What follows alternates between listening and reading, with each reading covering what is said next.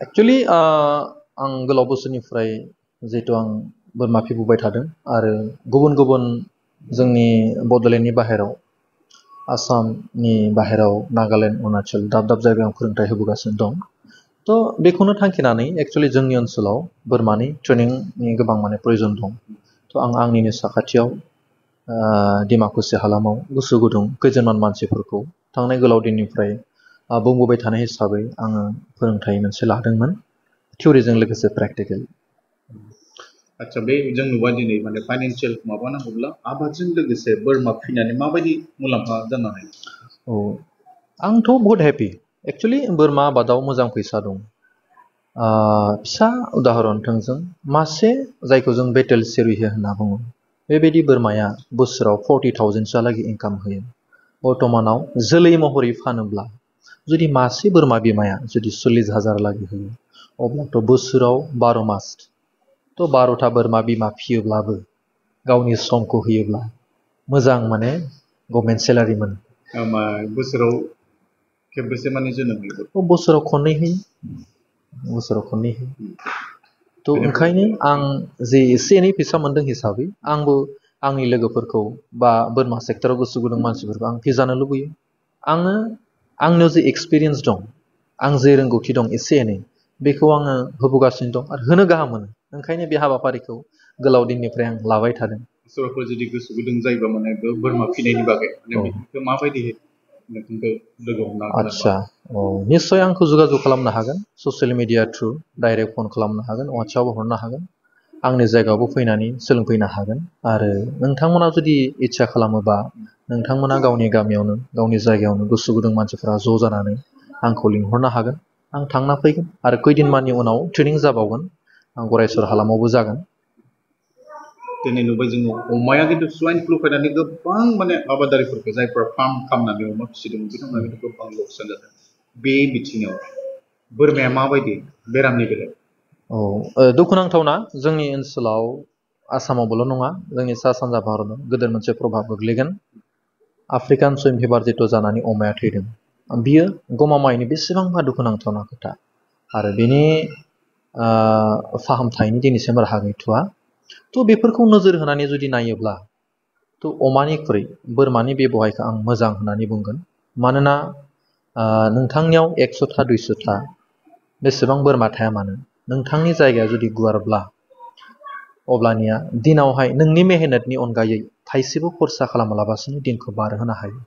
मानोना बोरमाखौ इसोरा गांसो जानानैसो थांना थानो थाखाय सृष्टि खालामदों ओंखायनो बोरमाया गांसो जानानै नोंथांनो फैसा होयो अमाया सानफ्रोमबो फैसा नांगोन आरो सबसे दुखुनांथावना खोथाया दिनैनि तारिखाव जे जायफोरखौ मुं रुजुनानै एग्जाम्पल ससाइटियाव साफा साफा जे आनइमप्लय इउथखौ जौगाहोनो थाखाय दे एग्जाम्पल जायफोर खालामबाय थादों बिथांमोननि नाम लानानै थुलुंगानाय होदोंमोन बिथांमोननि फारामा दिनैनि तारिखाव दोबैनो हमबाय आरो दोबैनायनि रिजोनानो जाबाय SEF जायनि समाधान गैया ओंखायनो दिनैनि तारिखाव लाइमोन जाखांफुनाय इउथ बिथांमोना गोसो होबोदों माने होहोलांदोंमोन नाथाय गेदेर प्लेयारानो जिहेतु गोग्लैदों हिसाबै बिथांमोननियाव मोनसे गोसो बायनाय आरो गिनाय फैदों मानोना मासे अमा थैनायनि उनाव बिथांनिया इन्सुरेन्सबो थाया गभर्नमेन्टआ इन्सुरेन्स खालामना होआखै प्राइभेट सेक्टराव खना खनला इन्सुरेन्स जादों नाथाय इन्सुरेन्स डिपार्टमेन्टआ जोंनियावहाय गभर्नमेन्टआ बेबायदिखौ खामानि मावाखै मावैनि थाखायनो जोंनावहाय आरो इन्सुरेन्सखौनो जुदि होआब्ला बेंकफोराबो बोरै लन होनो बेफोर गोबां माने टेक्निकेल खारनफोर दं खिन्थु बोरमानि बेलायाव निस्सय बोरमानि बेलायावबो जोङो जोंनि सा सानजा भारताव बोरमायानो होन अमायानो होन मानो जोङो दिनैसिम गेदेर एग्जाम्पल प्लेयार दिनैसिम नुनो मोनाखै रिजोना बेनो जों आबादारिनो मोजां भेक्सिन होनो हाया अर्थात गभर्नमेन्टआ होनांगोन जुदि जौगानांगौब्ला आरो 2 नम्बरा भेक्सिन 2 नम्बरा इन्सुरेन्स बे मोननै समस्यानि समाधाना सोरबा आबादारिनि आखायाव गैया आरो जोङो जुदि आनइमप्लय होननाय बुस्थुखौ जुदि जोङो राहा होनोब्ला जोङो गभर्नमेन्टआ इन्सुरेन्सआव स्ट्रं खामानि मावनांगोन आरो आबादारिनो मोजां भेक्सिन होनो हानांगोन अब्लानो आबादारिया अट'मेटिकलि जौगागोन आरो 2 नम्बर 3 नम्बराव जाहैबाय एवारनेस जोबोद गोनांथि दिनैनि तारिखाव आं मख'गोन आंनिनो मोजां लोगो दं बिथांमोना आफ्रिकान सुइन फिभारजों अमाया थैदों होननानै सानदों नाथाय जेब्ला ब्लाड सेम्पोलखौ जेब्ला गुवाहाटीसिम हरो अब्लानिया मा जायो नेगेटिभ अर्थात एसिफ नङा जुदि एसिफआनो नङाब्ला बिनि फार्मा मानो दोबैखो मानो थैखो एसिफआनो नङाब्ला होमबा एसिफखौसो फाहामथायनि राहा गैया गुबुनखौथ' फाहामथायनि राहा दं होमबा जोंनि डक्टरा मानो फाहामनो हायाखै थ' बेफोर माखासे खोथा दं बोरमानि बेलायाव बेबायदि माने एसेबां माने बोरमानियावहाय एसेबां गिथावना नङा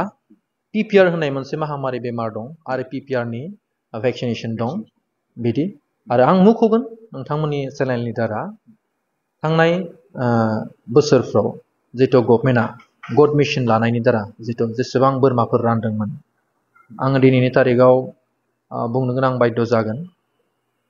जेसेबांनो गभर्नमेन्टआ मिशननि दारा बोरमा रानदों बेवहाय जानो हागौ प्रपार भेक्सिनेसन क्लियार गैयिनि थाखाय गोबां बोरमाफ्रा थैदों मुख'नांगोन आंनि डिमाकुसि बायदि हालामाव किसुमान आबादारिफ्रा बोरमा मोनदों मोननायनि उनाव बै गामियाव पिपिआर बेमार जाना थैदों आरो पुरा गामि नाङै कमप्लिटलि माने थैजोबदों आरो महामारि बायदि मोनसे रुप लादों बेमारखौ फोना हरनायफोर बायदि जानानै माने बेमारखौ फोना हरनायफोर बायदि जादों बे जोंनि बड'लेण्डनि आर्थिक अबस्थाखौनो गाज्रि खालामगोन स' आं रिकुवेस्ट खालामगोन सासे बोरमा आबादारि हिसाबै गभर्नमेन्टआ फिउचाराव जुदि इनिशिएटिभ लायोबा बोरमा राननायनि खोथा स्ट्रं भेक्सिनेसन मेइनटेइन खालामनो होनांगोन होनानैसो राननाया मोजां जागोन मानोना नोंथांनि होनाय बोरमायाबोल' थैया बै गामियावहाय सिलिंखार जाजोबखायो आं नुदों आं नोंथांमोननो रोजा माने प्रुफ होनो हागोन मा खावलायगोन जिहेतु जोंनि लाइमोनफोरा बांसिनानो मबाइलफोरजोंसो गेलेनानै थाबाय थायो बिथांमोननि आच्छा आं लाइमोन लोगोफोरखौ बुंगोन आङो बोरमा आबादारि हिसाबै आङो फैसा मोनदों आं बहुत हेपि जे आं सासे बोरमा आबादारि आरो दा जुदि लाइमोनफोरखौ जुदि बुङोब्ला नोंथांमोना जुदि साख्रि मावनो गोसो गैलाब्ला बा गले इन्टारभिउ होनानैबो जुदि जाथारलाब्ला नोंथाङा बोरमा फार्मनि खोथाखौ साननो हागोन आरो बोरमा फार्म खालामोब्ला फैसा मोनगोन आं जिहेतु दै बुंनायफोर बायदि मासे बोरमायानो जुदि बोसोराव 40,000 होयोब्ला 12टा बोरमाखौ मानो फिनो हाया आरामसे गोबां गुवार मार्केट दङ सा सानजा भारताव बेदरनि जोबोद क्राइसिस जों बेखौ सुफुंनोसै लाइमोनफोर फै लोगोफोर जोङो बोरमा फिनोसै जोंहा सना बायदि जायगायाव दङ जों सा सानजा भारतनि मानसिफ्रा जोंहा गोबां हा दङ गावनियाव नङाबाबो खना खनला सोरनियावबा 1 बिगा 2 बिगा हाखौ लानानै जों निपियार खेथि खालामनानै जोङो बोरमा फार्मखौ जागायनो हायो जों गुबुन स्टेटआव गोबां साप्लाय होनो हायो आं ससियेल मिडियायाव होगासिनो दङ प्रतिटु सप्तायाव आं अरुणाचलाव गारि गंसे हरगासिनो दं प्रतिटु सप्तायाव आंनि बोरमाखौ लांग्राफ्रा माने गंसेयावनो 30,000 35,000 गारि भारा मोनदों बे गोजान लं जार्निनि थाखाय आरो थांनाय सप्तायावथ' गंसे गारिया 12 तारिखाव खारनानै बिसोरो 17 तारिखाव सफैफिनदों आरो 17 तारिखावनो थांनानै डाइरेक्ट 20 तारिखाव सफैदों गासै 67,000 मोनदों बिसोरो नैबेखौ बुंनो नागिरदों माने नोंथाङाबो सोलिदों गुबुनाबो सोलिनो हायो आरो बेसेबांबा गुवार मार्केट दङ आरो फिनानै जुदि फाननो हायाखैबा आंखौ फन खालाम आं फाननानै होगोन सिन्थायानो गैया फिसा उदाहरन दै आंथ' उदालगुरि डिस्ट्रिक्टनि क'क्राझार बिसोरो लांफैनो गोजान जायो बोरमानि दामा साननानै ला 20,000 ट्रेन्सपर्ट चार्जआव बिहा एक्सट्रा 5,000 6,000 गोग्लैयो थ' 5,000 6,000 गोग्लैनायनि थाखाय खरसा बारा जायो ओंखायनो क'क्राझाराव मोजां फार्म खालाम आं चेनेलखौ लगायना होगोन चिरांनिखौ चिराङावनो बायहोनो नाजागोन उदालगुरिनिखौ उदालगुरियावनो अब्लानिया आबादारिफोरा फैसा खम जायो सेफ नै दाखालि गहपुरनि लांफैदों एसेबां रिउ गोजाननिफ्राय गारि भाराया माखासे थांदों थ' ओजा जुदि आंनि लोगोफोर दङमोनब्ला बिसोरो जगाजग खालामना होनो हायो थ' गोमोथाव मोनसे गुवार मार्केट दं फै लोगोफोरा फै आं जि एसे एनै रोङो आं बेखौ गुवार भाबै फोरमायगोन आरो आं मोनसे बोरमा आयदायाव बिजाबबो लिरदों बर' रावाव बेखौ नोंथांमोना नायनो हागोन बोरमानि माखासे बेमार आजारनि सोमोन्दै फाहामथायनि राहा दं ओमफ्राय ओंखायनो गावबा गावनि बेसेन गोसा समखौ ओरैनो दोनस्लायस्लाय बोरमा फिनायनिनो साननो हागोन नोंथाङा फैदो बोरमा फिदो आरो जोङो